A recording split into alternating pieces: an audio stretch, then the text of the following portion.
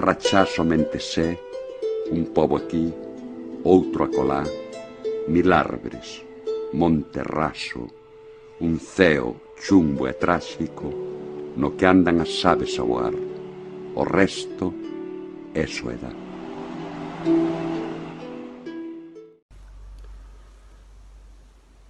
Manuel María, para min, é o escritor contemporáneo que mellor encarna unha terra, especialmente a Terra Chá.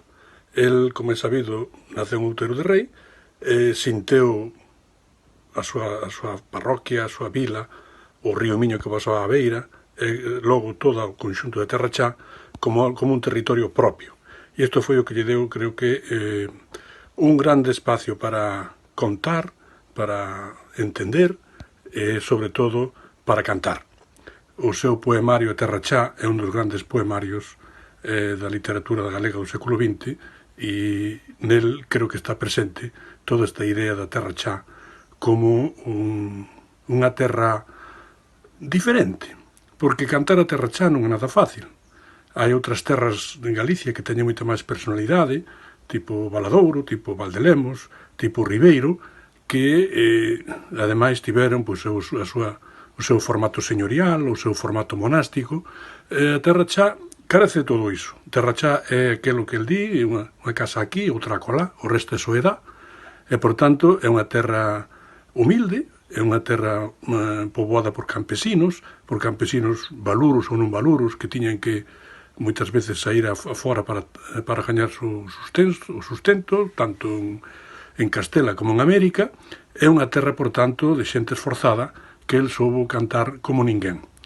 Na poesía e tamén nos seus extraordinarios artigos de prensa, eso que el chamou Andando a Terra, que non era solo sobre a Terra Chá, pero que moito do que conta neses conxunto de artigos son a Terra Chá. Alén disto, Manuel María tivo unha predilección especial, despois do seu lugar de nacimento, como era Outeiro de Rei, pola capital de Terra Chá, que é Vilalba. En Vilalba tiña moi bons amigos, conectaba moi ben coa tradición poética de Vilalba, especialmente representada por Chauledo, por García Hermida, logo por García Mato e por o seu fillo García Ferreiro, e por outros poetas da vila de Vilalba. De modo que Manuel María foi, de algún modo, o padriño e o valedor da poesía chairega, e especialmente da poesía que se pode reconducir á propia vila de Vilalba e o seu entorno.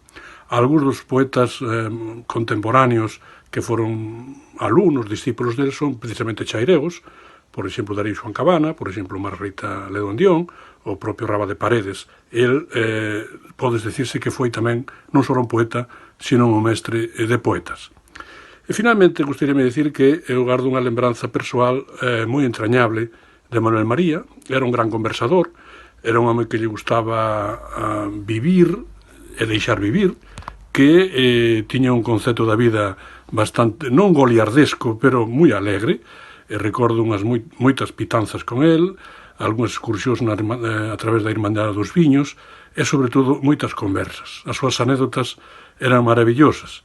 Xa mo advirtiran uns tíos meus que fixeran o servicio militar en Santiago e que cadraron con el, con aquel home que non facía moito ben a instrucción, que non lle interesaba moito o servicio militar, pero que xa destacaba como unha persona especial. Eles recordaban como era diferente, e ese carácter diferente, esa forma de entender a vida dun modo distinto, é o que o guardou hasta a súa morte no 2003, e isto é o que eu quero lembrar agora, como poeta, como contador, como conversador, como amigo e como un cidadán consciente que amaba a Galicia, que amaba tamén viaxar por fora, pero que merece sempre ser recordado como un dos grandes da nosa cultura chairega e especialmente de Vilalba.